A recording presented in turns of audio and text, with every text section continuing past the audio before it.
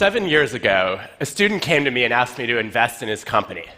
He said, I'm working with 3 friends, and we're going to try to disrupt an industry by selling stuff online. And I said, okay, you guys spent the whole summer on this, right? No, we all took internships, just in case it doesn't work out. All right, but you're going to go in full-time once you graduate. Not exactly. We've all lined up backup jobs. 6 months go by. It's the day before the company launches, and there is still not a functioning website.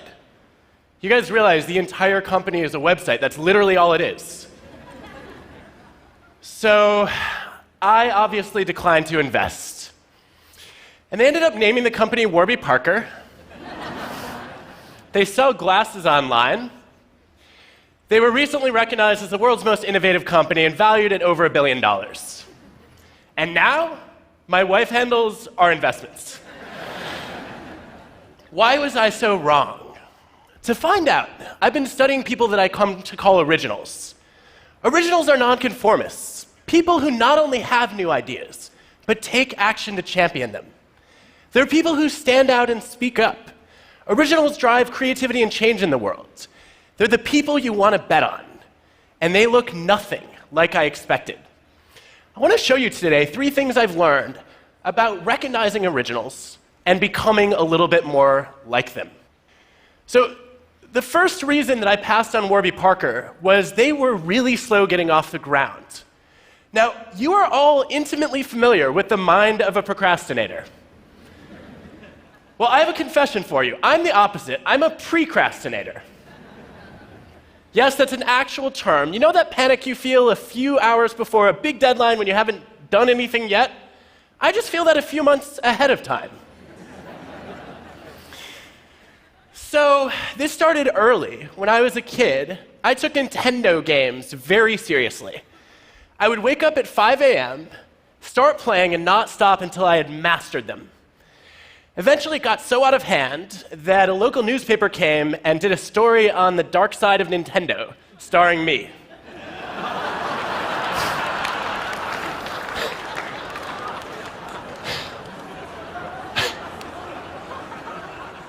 Since then, I've traded hair for teeth.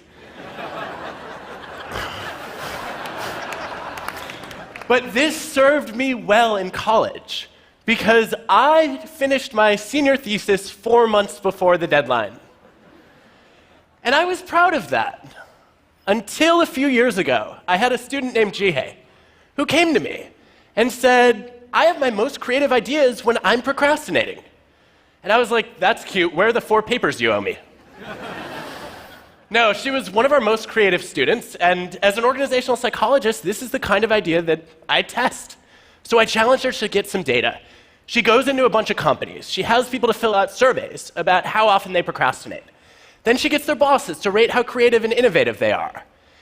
And sure enough, the precrastinators like me who rush in and do everything early are rated as less creative than people who procrastinate moderately. So I want to know what happens to the chronic procrastinators. She's like, I don't know, they didn't fill out my survey. No, here are our results. You actually do see that the people who wait till the last minute are so busy goofing off that they don't have any new ideas. And on the flip side, the people who race in are in such a frenzy of anxiety that they don't have original thoughts either. There's a sweet spot where originals seem to live. Why is this? Maybe original people just have bad work habits. Maybe procrastinating does not cause creativity. To find out, we designed some experiments. We asked people to generate new business ideas. And then we get independent raters to evaluate how creative and useful they are. And some of them are asked to do the task right away. Others we randomly assign to procrastinate by dangling Minesweeper in front of them for either 5 or 10 minutes. And sure enough, the moderate procrastinators are 16% more creative than the other 2 groups. Now, Minesweeper is awesome, but it's not the driver of the effect. Because if you play the game first, before you learn about the task, there's no creativity boost. It's only when you're told that you're going to be working on this problem, and then you start procrastinating, but the task is still active in the back of your mind, that you start to incubate. Procrastination gives you time to consider divergent ideas, to think in nonlinear ways, to make unexpected leaps. So just as we were finishing these experiments, I was starting to write a book about originals. And I thought, this is the perfect time to teach myself to procrastinate while writing a chapter on procrastination. So I meta-procrastinated. And like any self-respecting precrastinator, I woke up early the next morning and I made a to-do list with steps on how to procrastinate.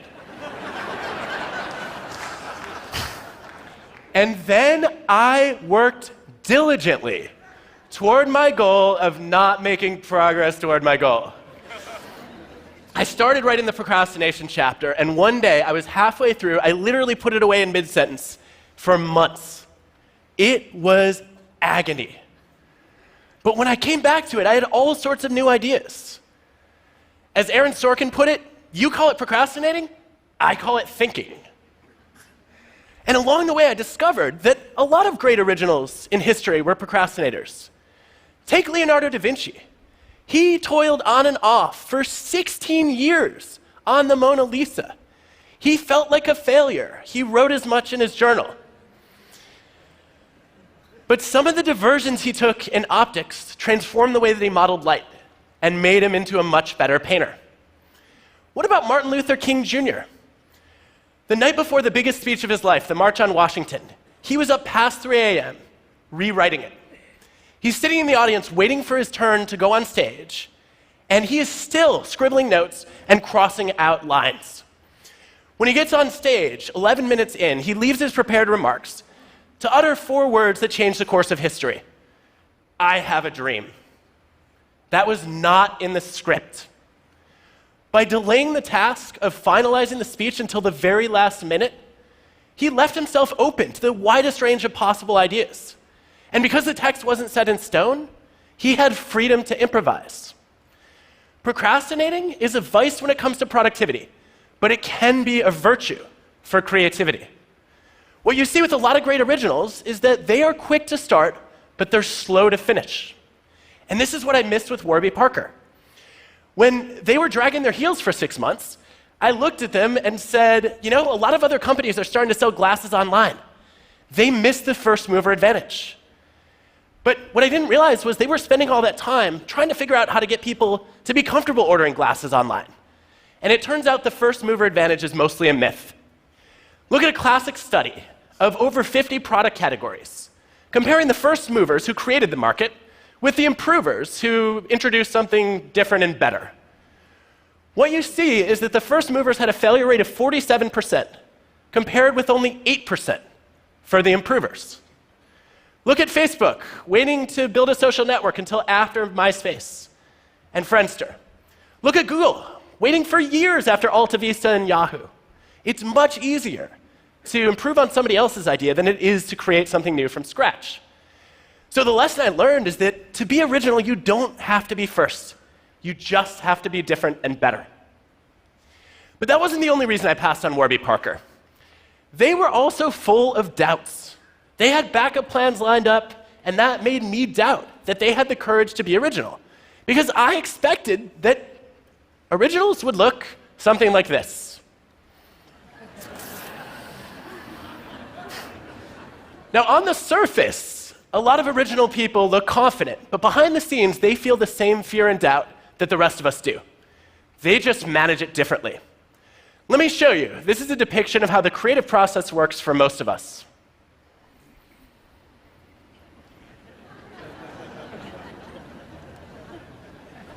Now, in my research, I discovered there are 2 different kinds of doubt. There's self-doubt and idea doubt. Self-doubt is paralyzing. It leads you to freeze. But idea doubt is energizing. It motivates you to test, to experiment, to refine, just like MLK did. And so the key to being original is just a simple thing of avoiding the leap from step 3 to step 4. Instead of saying, I'm crap, you say, the first few drafts are always crap, and I'm just not there yet. So how do you get there? Well, there's a clue, it turns out, in the internet browser that you use. We can predict your job performance and your commitment just by knowing what web browser you use. Now, some of you are not going to like the results of this study. But there is good evidence that Firefox and Chrome users significantly outperform Internet Explorer and Safari users. Yes! They also stay in their jobs 15% longer, by the way. Why? It's not a technical advantage. The 4 browser groups, on average, have similar typing speed, and they also have similar levels of computer knowledge. It's about how you got the browser. Because if you use Internet Explorer or Safari, those came pre-installed on your computer, and you accepted the default option that was handed to you. If you wanted Firefox or Chrome, you had to doubt the default and ask, is there a different option out there? And then be a little resourceful and download a new browser. So people hear about this study, and they're like, great, if I want to get better at my job, I just need to upgrade my browser? No, it's about being the kind of person who takes the initiative to doubt the default and look for a better option. And if you do that well, you will open yourself up to the opposite of déjà vu. There's a name for it. It's called vujade. Vujade is when you look at something you've seen many times before and all of a sudden see it with fresh eyes. It's a screenwriter who looks at a movie script that can't get the green light for more than half a century. In every past version, the main character has been an evil queen. But Jennifer Lee starts to question whether that makes sense. She rewrites the first act, reinvents the villain as a tortured hero, and Frozen becomes the most successful animated movie ever. So there's a simple message from this story. When you feel doubt, don't let it go. What about fear? Originals feel fear too. They're afraid of failing. But what sets them apart from the rest of us is that they're even more afraid of failing to try. They know you can fail by starting a business that goes bankrupt or by failing to start a business at all. They know that in the long run, our biggest regrets are not our actions, but our inactions. The things we wish we could redo, if you look at the science, are the chances not taken. Elon Musk told me recently he didn't expect Tesla to succeed. He was sure the first few SpaceX launches would fail to make it to orbit, let alone get back. But it was too important not to try. And for so many of us, when we have an important idea, we don't bother to try. But I have some good news for you. You're not going to get judged on your bad ideas. A lot of people think they will. If you look across industries and ask people about their biggest idea, their most important suggestion, 85% of them stayed silent instead of speaking up. They're afraid of embarrassing themselves, of looking stupid. But guess what? Originals have lots and lots of bad ideas. Tons of them, in fact. Take the guy who invented this. Do you care that he came up with a talking doll so creepy that it scared not only kids but adults too? No, you celebrate Thomas Edison for pioneering the light bulb. If you look across fields, the greatest originals are the ones who fail the most, because they're the ones who try the most. Take classical composers, the best of the best. Why do some of them get more pages in encyclopedias than others, and also have their compositions re-recorded more times? One of the best predictors is the sheer volume of compositions that they generate. The more output you churn out, the more variety you get, and the better your chances of stumbling on something truly original. Even the 3 icons of classical music, Bach, Beethoven, Mozart, had to generate hundreds and hundreds of compositions to come up with a much smaller number of masterpieces.